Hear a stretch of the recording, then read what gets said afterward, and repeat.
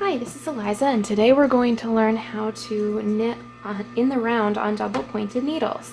Now if you start with only a few stitches, like I'm starting with 18, the easiest way to do this is to cast on to one of your double pointed needles and then divide those stitches onto other needles. So double pointed needles usually come in a set of 4, sometimes a set of 5.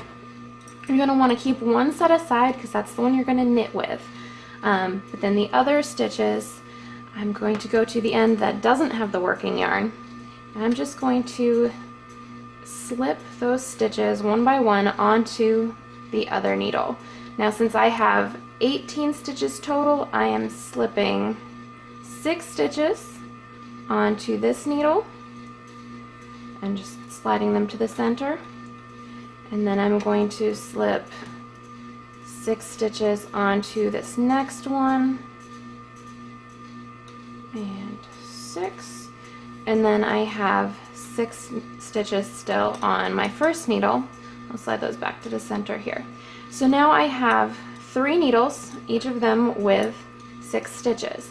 Now to join the double pointed needles so that you're knitting in the round, the easiest way to do it, you're going to want to lay it flat so that you can see the line of stitches right here. It's in the middle of this little triangle. So you want to make sure that you always can see that little line right there inside the triangle. You don't want it to be twisted around one of the needles. You don't want to be twisted in the gap in between one of the needles. You want to make sure that you always have that perfect triangle right there. So now you're going to pick up your needles and you're going to find your working yarn here. Make sure again that you've got your triangle in the middle of your needles, and then you're going to take this other needle that you set aside and you're going to use that. You're going to be knitting into this first needle that you had slipped stitches onto. We're going to call this one the last needle because this is the last one that you cast stitches onto.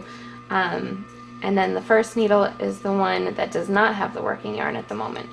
So we're going to just knit onto this needle, the one at the opposite end from the working yarn. Again, make sure that you have all of those stitches in your perfect little triangle. And you're going to knit up into that first stitch with the working yarn. And make sure you pull it nice and snug together so that you're holding those 2 needles together. And the second stitch, and just knit this whole needle. And there we go. So now we're going to have 6 stitches on the needle you just knit onto. The working yarn is now over here, and these stitches are now connected. So you had cast on all the way around and now you're knitting back around. So now your working yarn is right here. We're going to turn and we're going to do the same thing. So the working yarn is at the end of this needle. Now we're going to knit through the beginning of the left hand needle. And this goes on and on around in the circle. You can do knit 1 purl 1 ribbing this way. You can do anything at the beginning of a sock or a mitten. It doesn't matter what the pattern is, you're still going to go in the same pattern. You're going to go counterclockwise, and you can still see, if you look at the middle triangle, you've got that perfect triangle. You're not twisting your stitches at all. And we're going to do this last needle. And again, the working yarn's over here. We're on the right needle, and then on the left needle is the one we're knitting. There we go. This is going to be the last needle in this round. Now it's always a good idea, if you can, to place a marker at the beginning of every round. You can either use one that clips onto your stitches.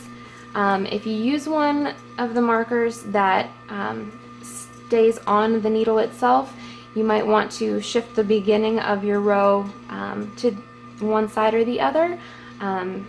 Slip a couple of stitches onto the next needle so that you can hold that marker in place so it's not at the very end of one of the needles. Or what I will often do if I'm working a small project, I can use the tail from the beginning of the cast on as my place marker, so I know which end of the triangle, which corner of the triangle was the beginning of my stitches.